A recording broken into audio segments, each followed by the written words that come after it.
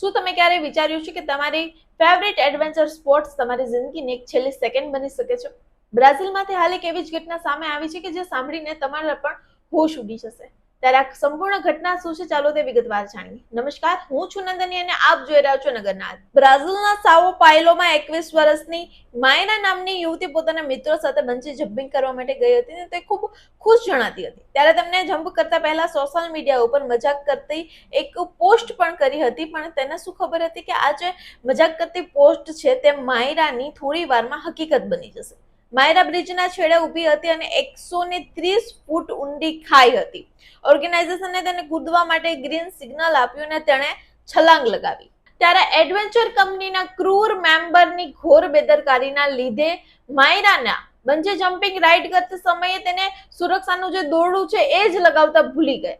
છલાંગ લગાવતા દરમિયાન જે દોરડું છે એ ત્યાં ને ત્યાં જમીન પર પડ્યું રહ્યું અને માયરાએ છલાંગ લગાવી દીધી. માયરા સીધી 130 ફૂટ નીચે પથ્થર પર પટકાઈ અને ઘટના સ્થળે જ તેનું મોત નીપજ્યું. અને આ લાપરવાહી બદલ પોલીસે 6 લોકોની ધરપકડ તો કરી લીધી છે, પણ માયરા એ હવે ક્યારે પાછી નહીં આવે. મિત્રો, કોઈ પણ એડવેન્ચર કરતા પહેલા તમારી જે સેફટી છે એને તમે 10 વાર ચેક કરો, કારણ કે જે જિંદગી છે એ તમને એક જ વાર મળે છે.